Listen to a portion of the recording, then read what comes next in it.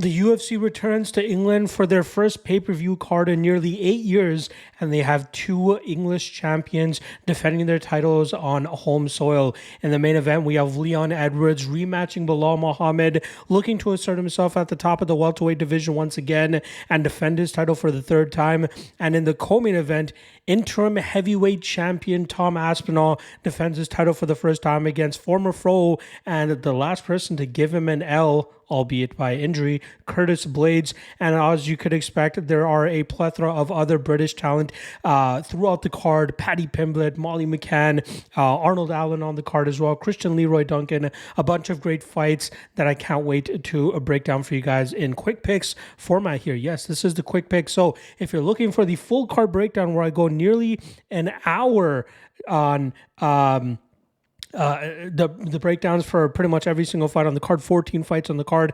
Check out the MMA Logcast that I dropped earlier this week on Mondays, which is normally when I drop my full card breakdowns. But if you're here just for the quick picks, you are at the right place. All right, let's not waste any more time. I hope you're laced up and ready to go because we're off and running with the first fight of the night between Shauna Bannon and Elise Ardelean. Bannon obviously accepting this short notice opponent, Ardelean, after her original opponent fell out. Bannon had a very slow start to her UFC career by dropping her UFC debut to Bruna Brasil. I expect her to be the overall better fighter here, although both women very low level. I would not touch this with the 10-yard pole. I would still take Bannon by submission. Next up, Mick Parkin going up against Lucas Brzeski. I do believe Parkin is the better fighter here, but Brzeski could have some success if Parkin decides to strictly strike with him. If Parkin looks to take this fight to the ground, that would be the path of least resistance behind his striking. But regardless, I think Parkin is one of the better prospects that the heavyweight division has, and I think we see him outpoint Brzeski en route to a decision victory. Next up, Sam Patterson going up against Kiefer Crosbie. This should be a squash match for Patterson. As long as his durability and chin hold up, he should be able to get this fight into the grappling round pretty quickly and find a first-round submission. Next up, very weird placement for this fight between Mokaev and Manel Kape. We see Mokaev trying to keep his undefeated record in tow, but Manel Kape will end up being too much for him here. I think Kape has good enough takedown defense and the far superior striking game, and I think after a competitive first round, we'll see Kape really start to slow down the takedown approach of Mokaev and start to get off on his strikes, which should end up with Kape finding a knockout. Next up, Elliott going up against Preston Parsons. Both guys like to grind their opponents out utilizing the grappling, but there's going to be a clear levels case here with Preston Parsons being the superior grappler from his wrestling advantage to his crushing top pressure and the cardio advantage he should have. I expect Elliott to start to wear down in the second and third rounds, allowing Parsons to get a finish in the third round. Next up, Modestas Bukauskas going up against Marcin Prachnio. A lot of love on the underdog Prachnio here, but I do like Bukauskas as I do think he is the slicker and better technical striker. Prachnio utilizes a karate-heavy approach with a lot of kicks, blitzing attacks, but I think Bukauskas will be able to counter effectively here, and I think he can tag up Prachnio enough to win this fight on the scorecards. Next up, Colin Loughran going up against Jake Hadley. I do believe Hadley, even though he's taking this fight on short notice up a weight class, he will still have a reach and height advantage, although Colin will likely be the stronger fighter of the two. I expect Hadley to provide Colin a lot of issues in the grappling realm, and then in the striking realm, Colin is still trying to get comfortable there, but I think Hadley's pressure and forward movement will continue to give Colin issues, making Jake Hadley a very live underdog. Give me Hadley by decision.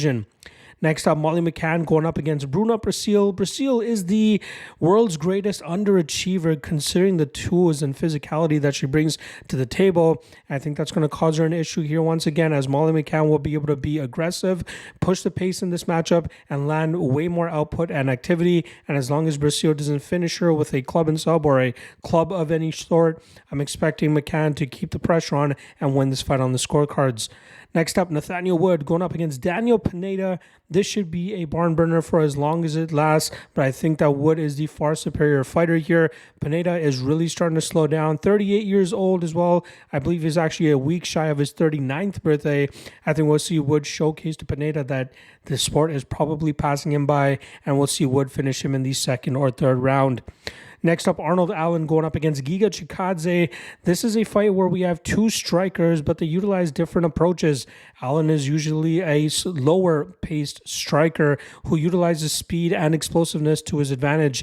Even though he doesn't knock out a lot of his opponents, he does still manage to get his hand raised by decision. But I think Chikadze's activity and striking background could benefit him here to potentially pull off the upset. My official prediction is still going to be with Allen, considering he could have some grappling success if he chooses to go that way, but knowing that he doesn't usually utilize that approach, Chikadze is live to pull off the upset. But in terms of a prediction, I'll still go with Allen, and Allen by decision. Next up, Christian Leroy Duncan going up against Gregory Rodrigues. A very fantastic matchup here in the middleweight division. And Rodrigues obviously has that BJJ black belt he could implement here. But I think we've seen good enough takedown defense from Duncan to be able to keep this fight in the upright position and allow to utilize his speed, explosiveness, and dynamic striking advantage to eventually knock out Rodrigues in the first or second round.